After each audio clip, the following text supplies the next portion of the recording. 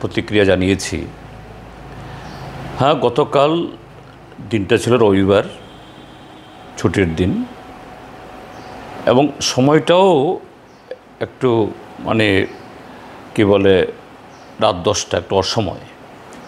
এই সময়তে সাধারণত সরকারি আমলা কেন, অন্য সাধারণ মানুষও একজনের বাড়িতে আর একজন যান না সচরাচর।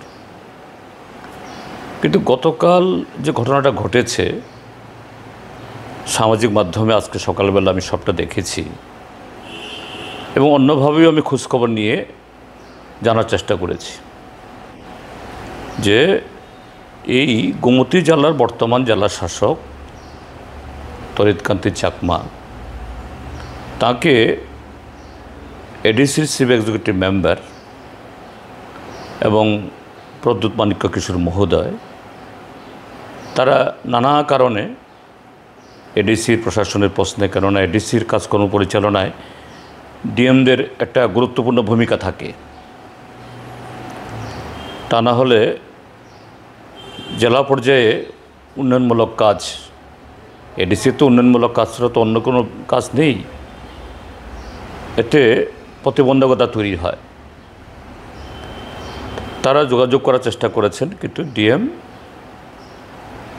টেলিফোন তুলেন না। গতকালও তারা এইভাবেই তার সাথে কথা বলতে চেষ্টা করেছেন। এটা পূর্ণচন্দ্র জমাতিয়া বা প্রদ্যুৎ মাণিক্য কিশোরের কাছ থেকে আমার জানা না, আমি অন্যভাবে জানার চেষ্টা করেছি। তো বাধ্য হয়ে তারা এরকম অড টাইমে তারা গেছেন। হ্যাঁ, ঠিক যে কেন অড টাইমে যাবেন, কিন্তু পরিস্থিতি বাধ্য করেছে। ডিএম মহোদয় স্বয়ং তিনি ঠিক আছে বাড়ির দরজা খুললেন না, তাদেরকে বসার জন্য আমন্ত্রণ জানালেন না, 10 মিনিট কথা বললেন না। টেলিফোনে তো একটা কথা বলতে পারতেন সৌজন্য স্বরূপ,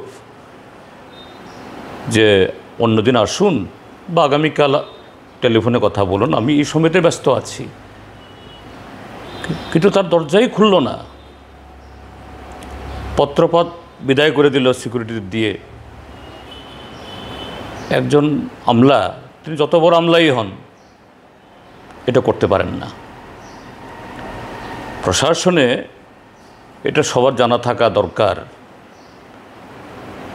যে সব আইএস, সব আইপিএস, সব টিপিএস, সব টিসিএসের দায়িত্ব তিনি কত সিনিয়র, তার স্কেল কত, সেভাবে নিরূপিত হয় না। কতগুলো পোস্ট আছে খুব ইম্পর্টেন্ট। নিচুতলায় এসডিএম, তারপরে DM, chief secretary, SDPO, SP, DG, SP র্যাঙ্কের, ডিজি র্যাঙ্কের আরও অনেক অফিসার থাকেন, কিন্তু যিনি এই পোস্টগুলো হোল্ড করেন, বিশেষ করে জেলা শাসক এবং জেলা এসপি,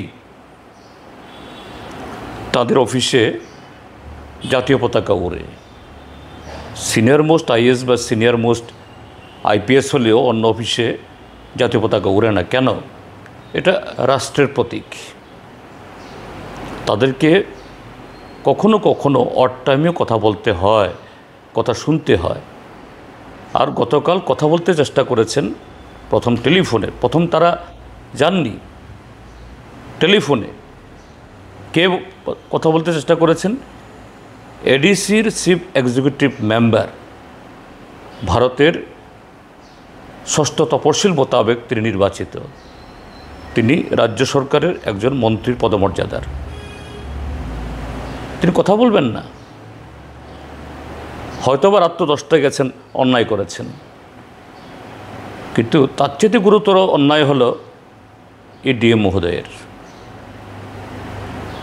অল্প বয়স, এখন হয়তো অভিজ্ঞতা হয়নি, কিন্তু মাথার মধ্যে তার ভূত চেপে গেছে, যে আমি সাংঘাতিক হয়ে গেছি।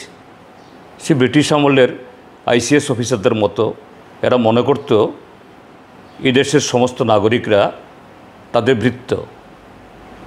আমারও অভিজ্ঞতা হয়েছে এই তড়িৎকান্তি চাকমার সাথে। আমি কদিন আগে আমিও ফোন করে তার ফোনে রিং হয়েছে। এই যে ডিএমদের যে টেলিফোন, এটা ইদানিংকালের না, এক ডিএম গেলে আরেক ডিএমের কাছে ট্রান্সফার হয়, এই নাম্বারটা সবার কাছে থাকে। এবং আমরা যারা জনপ্রতিনিধি, আমাদের ফোন নাম্বার অনেক আগে থেকেই আমার নাম্বার তো ছিল, আমিও ওকে টেলিফোনে ওকে পাইনি। তো গতকাল এটা দেখে আমারও প্রতিক্রিয়া হয়েছে, আরে এরকমই তো হয়েছে। কাজে এটা একজন যে জেলা শাসকের পদ, যিনি এই পদে আছেন, তার পক্ষে অত্যন্ত যে কি বলে, এটা গ্রহণযোগ্য নয়। এবং এটা যে জনপ্রতিনিধিদের এবং তার যে পদমর্যাদা, তার যে দায়িত্ব, এর প্রতি এটা অবিচার। তো এই জন্য আমি নিন্দা করছি। এখানে অন্য কোনো বিষয় সেখানে নয়, তো এটা হওয়া উচিত না যে রাজ্য প্রশাসনকে, রাজ্য সরকারকে, এই জাতীয় আরও কিছু অফিসার আছেন, নাম বলছি না এখানে, আরও কিছু এরকম আছেন, তাদেরকে সেন্সিটাইজ করা উচিত। এটা শাসক দলের জনপ্রতিনিধি না বিরোধী দলের প্রশ্ন না, জনপ্রতিনিধি তাদের সাথে সেরকম সৌজন্য, সেরকম গুরুত্ব, সেরকম সম্মান দিয়ে কথা বলা দরকার, পাবলিকের সাথেও। কিন্তু এটা যা করেছেন গতকাল অত্যন্ত গর্হিত, এটা হওয়া উচিত ছিল না, এটা দুর্ভাগ্যজনক।